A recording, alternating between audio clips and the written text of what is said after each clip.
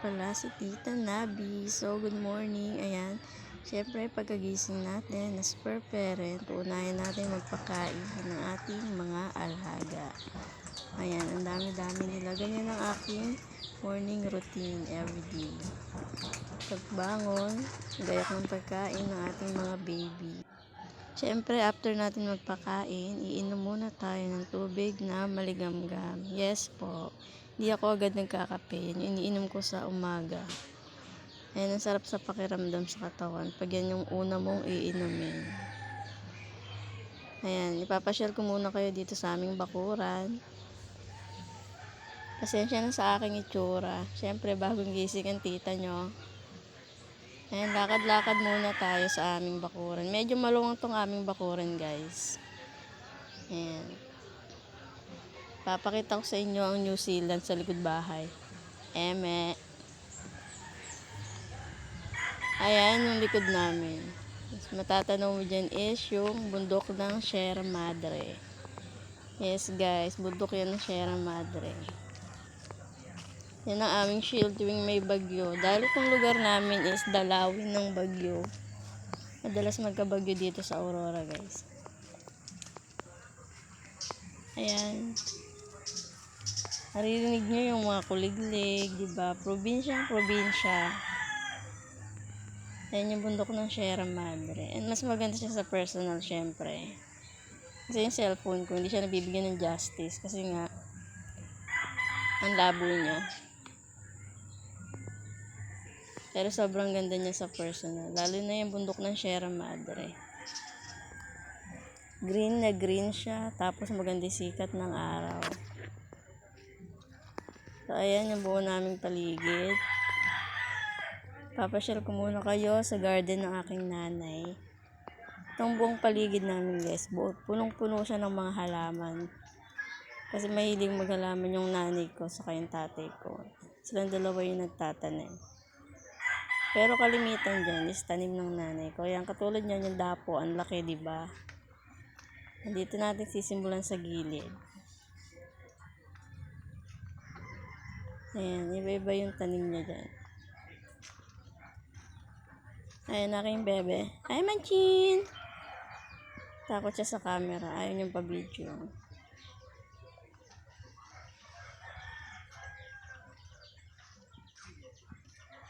Ayan, diba? Ang dami niyang halaman. Ang lalaki niyan, guys. Diyos ko, pag bumabagyo, tinatabi namin niya. Kasi baka masira ng hangin. Yung iba dyan, binili niya. Yung iba, bigay-bigay. Ganun. Yung sobrang dami. Yung nanay ko lang mahilig maghalaman. Ako kasi iba yung hilig ko, guys. So, hindi ko namana yun sa nanay ko. Kahit saan ka lumingon dito sa paligid ng bahay namin, sa bakuran, maraming halaman at maraming pusa. Hello, Miko boy! Ayan yung rubber tree. Yung iba hindi ko alam yung mga pangalan yan, guys. So, tamang video lang nga ni. Ayan yung orchids na yan is 2 weeks na siyang may bulaklak. So hanggang ngayon may bulaklak pa rin. Pero unti-unti na siya nalalanta. Diba? Ang ganda niya. Parang once a year lang ata yan ng bulaklak. Ayan yung gilid ng kusina namin. Diba? Punong-puno ng halaman. Kahit saan ibaling yung mata mo, may halaman. And maganda kasi sa mata yung guys, maraming halaman, diba? Ang green yung nakikita mo. Ang refreshing. Ayan. Hello sa ampalaya. Ang ganda niya. Malapit ng mamunga. And syempre, ayan pa. Yan yung likod namin sa kusina. Ayan, andito yung sili niyang nagmamaganda. Ayan o, ang ganda ng bunga niya. Sobrang fresh. Green na green. So, ayan, pagyari natin na ma-share, syempre, iinom na tayo ng Energen. Yes, hindi yan coffee. Energen muna iinumin natin kasi nga tayo ay inaasim.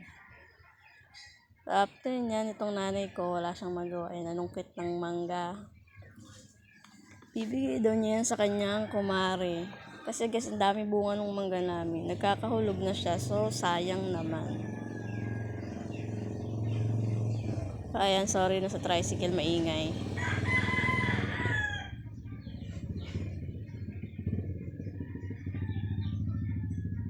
Tuwing umaga, pagising namin, sobrang daming hulog na mangga. Kasi hinog na yung iba maniba, yung iba is hilaw pa. Ayan, tiyaga ng nanay kong manungkit. Kung alam nyo lang, ang bigat ng sungkit na yan guys, sobrang hirap ipanungkit. O, diba? Isang sungkitan lang, daming nahulog. Ipapamigay lang naman niya yan kasi nga sawaan na kami sa mangga. Sobrang daming bunga. And may mangga pa kami sa likod ng bahay namin. Ayan, kinarinan niya panunungkit ng mangga. Ang dami na niya nakuha.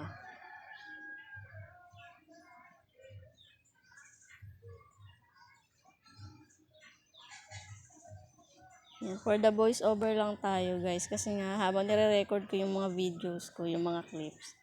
Ay, wagas yung sound trip ng Shopit bahay namin. Party, yung ganon. Diba? Iwas copyright. Alam niyo na. Unang vlog natin tapos na-copyright agad. Ay, mali yun.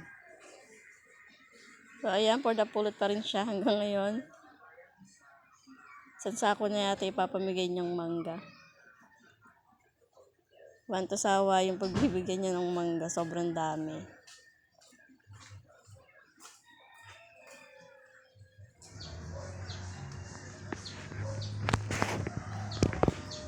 And ayan nga, ito yung bunga ng mangga namin. Sobrang dami talaga niya. And ang baba lang. Dito sa gawitos, mababa yung bunga niya.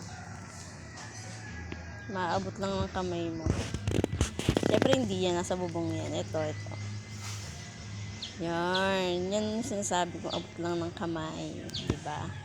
So, ayan guys. Tatapos na ng work ko dyan. And magpapahinga na si tita nyo. Bye. Thank you for watching.